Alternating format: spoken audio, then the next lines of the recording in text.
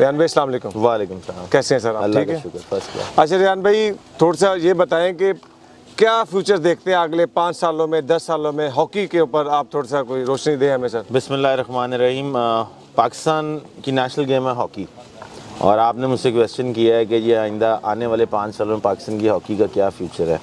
Honestly अगर आप मेरे से पूछते हैं तो पाकिस्तान की हॉकी का मुझे कोई फ्यूचर नज़र नहीं आ रहा आने वाले 5 सालों में। अच्छा। उसकी एक वजह है, उसकी वजह ये है कि जब जिस घर से बच्चे निकल के तैयार होते हैं या वो पढ़ने के लिए जाते हैं या उसके बाद इंजीनियर बनते हैं, डॉक्टर बनते हैं, अगर वो उस घर में ही लड़ाई हो और उस घर के अंदर ही बच्चों को फैसिलिटेट करने की ताकत ना हो, तो आप क्या फ्यूचर समझेंगे। इस वक्त मैं अगर बात कर रहा हूँ तो वो पाकिस्तान हॉकी फेडरेशन की कर रहा हूँ कि इस वक्त पाकिस्तान हॉकी फेडरेशन की टांग कहाँ है, सर कहाँ है, किसी को नहीं पता। तारिक मुफ्ती साहब आए जी। उन्होंने बड़े दावे किए थे, बड़ी बातें की थी कि मैं आके सब चीज़ें ठीक कर दूँगा। उस वक्त केयर टेकर गवर्नमेंट भी थी, उनका अपने वज़ीर आज़म साहब भी बलूचिस्तान के बैठे हुए थे, काकड़ साहब। लेकिन आज भी 7 माह होने वाले हैं जी ऐसे जो पाकिस्तान हॉकी फेडरेशन के जो ऑफिस में काम कर रहे हैं उनको भी तनख्वाहें नहीं मिली। जो बच्चे हैं उनके पिछले 6 टूर्स के पैसे फंसे हुए हैं, किसी को एक सिंगल पैनी नहीं मिली। और वो बच्चे अब ये कहते हैं कि हम सदका जारिया कर रहे हैं पाकिस्तान के लिए कि ये नेशनल गेम बचा रहे।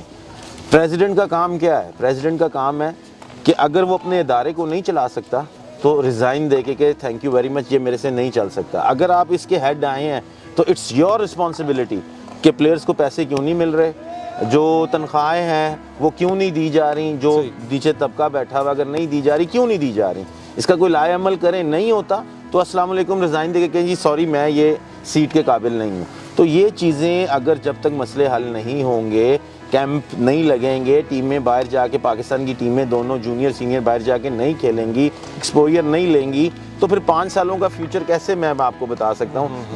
जब ये सिलसिला स्टार्ट होगा फिर आप मुझसे पूछिएगा कि आने वाले कितने सालों में हम इसमें बेहतरी ला सकते हैं। अभी कोई बेहतरी नहीं आ सकती इस लिहाज से।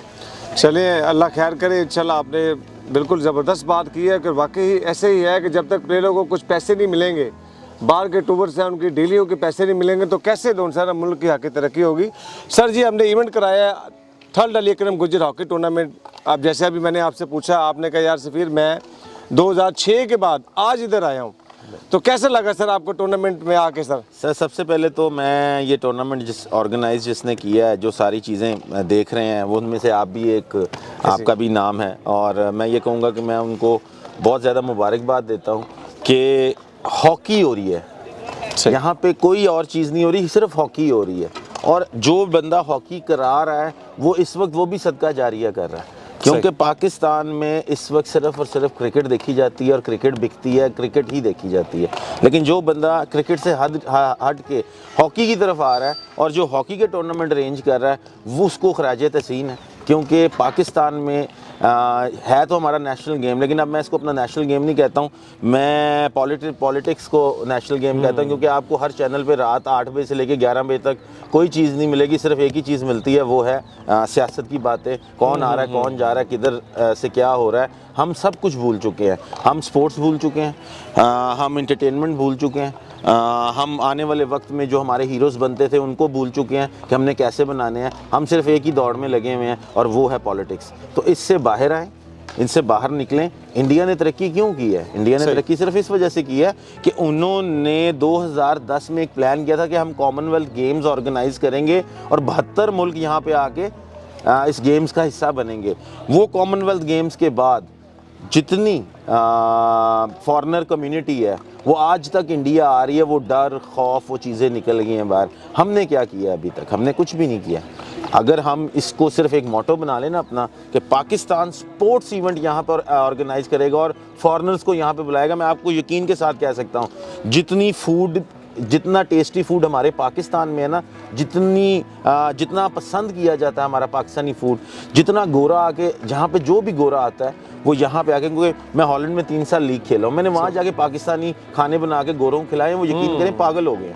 तो वो जब यहाँ पे आएंगे उनका डर खौफ उतरेगा, तभी यहाँ पे पाकिस्तान में टूर्नामेंट भी होंगे, इवेंट्स भी होंगे। हम एक क्रिकेट की टीम के लिए जद्दोजहद करते हैं, ना हमने कभी हॉकी की टीम के लिए की है, ना कभी हमने स्क्वॉश की टीम के लिए की, हमने किसी टीम के लिए नहीं की। मुझे याद है लास्ट टाइम मैंने देखा कि इंडिया और आपकी सीरीज हुई, 3 मैच इंडिया पाकिस्तान आके खेली, 3 मैच आप लोग इंडिया जाके खेले, उसके बाद तो मेरे ख्याल इंडिया देखें इंडिया क्रिकेट में तो नहीं आना चाहती, लेकिन हॉकी में ज़रूर आना चाहती है। अच्छा। अगर हम अभी भी कोशिश करें इंडिया को यहाँ पे बुला के खिलाने की, तो इंडिया ज़रूर आएगी। उनकी हॉकी फेडरेशन विलिंग है कि हम यहाँ पे आके खेलें, लेकिन करेगा कौन? क्योंकि हमें तो खुद नहीं पता कि पाकिस्तान हॉकी फेडरेशन में कौन और किसने राब्ते। और मुझे याद है हम तो छोटे छोटे थे, आपका मैच देख रहे थे तो सोहेल भाई ने वर्ल्ड कार्ड इंडिया में उसी सीरीज में बिल्कुल ऐसा ही है। वो ग्राउंड था अमृतसर का। हाँ। और उस अमृतसर के ग्राउंड में सोहेल अब्बास ने अपना रिकॉर्ड बनाया था, और फिर हमने उसको एक ट्रिब्यूट दिया था कि हम सब प्लेयर्स ने हॉकी ऐसे रखी थी और वो उनके अंदर से गुजरे थे। पाकिस्तान हॉकी की इससे बड़ी क्या बदकिस्मती होगी कि पाकिस्तान हॉकी कहीं स्टैंड नहीं कर रही।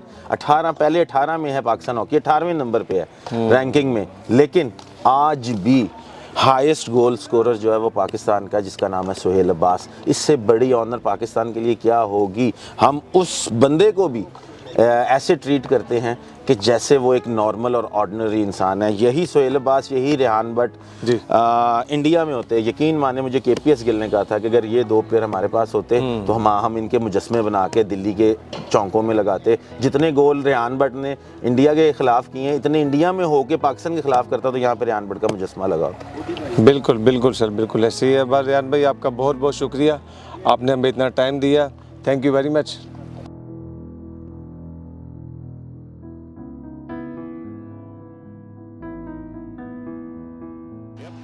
Something that's worked for years, and now he finally puts one in. Sohail Abbas low to the right of the goalkeeper, and that's what he's capable of doing. That's just a vicious shot. It doesn't even look like